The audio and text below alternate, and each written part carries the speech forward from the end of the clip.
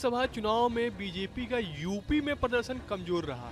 नतीजतन पार्टी केंद्र में अपने दम पर बहुमत नहीं पा सकी। उसके बाद से पार्टी लगातार मंथन कर रही है और हार का कारण खोज रही है। इसी सिलसिले में यूपी के उप मुख्यमंत्री केशव प्रसाद मौर्य और प्रदेश अध्यक्ष भूपेंद्र चौधरी बीजेपी अध्यक्ष जेपी नड्डा से मिलने के लिए दिल्ली पहुंचे हैं। कहा जा रहा है कि मंगलवार शाम 7:30 बजे मुलाकात होगी। सूबे में पार्टी की हार और उसके बाद केशव प्रसाद मौर्य के हालिया बयान के बाद इस बैठक को अहम माना जा रहा है।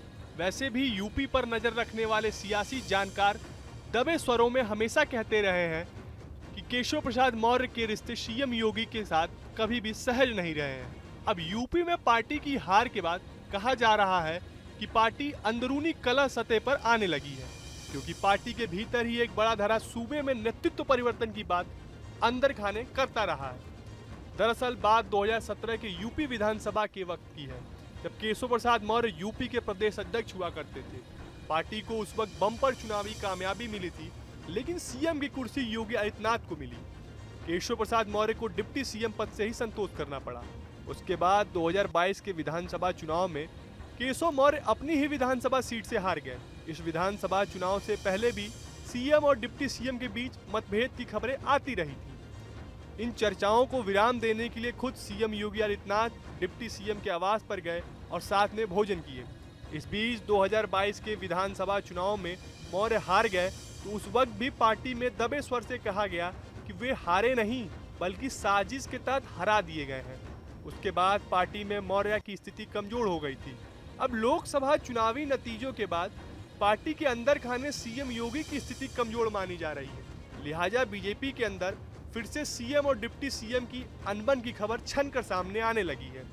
मौर्य ने रविवार को यह कहकर सियासी हलचल बढ़ा दी कि सरकार से बड़ा संगठन होता है। उन्होंने रविवार को लखनऊ में कहा कि संगठन सरकार से बड़ा था और बड़ा है और हमेशा बड़ा रहेगा, और मैं उप मुख्यमंत्री बाद में हूँ, पहले पार्टी का कार्यकर्ता हूँ।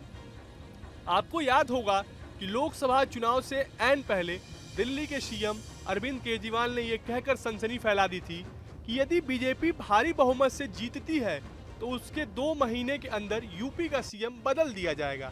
हालांकि बीजेपी यूपी में इंडिया गठबंधन से हार गई, लेकिन एक यक्ष प्रश्न अभी भी खड़ा है कि हार की नैतिक जिम्मेदारी किसकी होगी, सीएम योगी आदित्यनाथ की या प्रदेश अध्यक्ष भूपेंद्र चौधरी की। अब सवाल उठता है कि क्या बीजेपी 2027 के विधानसभा चुनाव को देखते हुए सीएम योगी को हटाने का जोखिम लेने की स्थिति में है।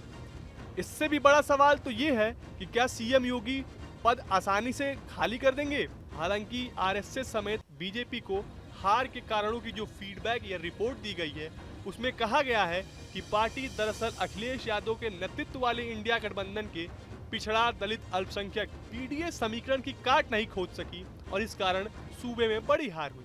अब देखना ये दिलचस्प होगा कि क्या आज यानी 16 जुलाई की शाम 7:30 बजे की मीटिंग से क्या बातें निकलकर सामने आती हैं और क्या प्रदेश में केशव प्रसाद मौर्य का कद बढ़ाया जाएगा। इस पर भी राजनीति के जानकार तमाम अटकलें लगा रहे हैं। आपको हमारा वीडियो कैसा लगा हमें कमेंट बॉक्स में जरूर बताएं। देश दुनिया की तमाम और यूपी उत्तराखंड की हर छोटी बड़ी खबर के लिए न्यूज स्टेट चैनल को सब्सक्राइब करना ना भूलें। न्यूज नेशन अब व्हाट्सएप पर खबरों के ताजा अपडेट के लिए न्यूज नेशन के इस क्यूआर कोड को स्कैन करें।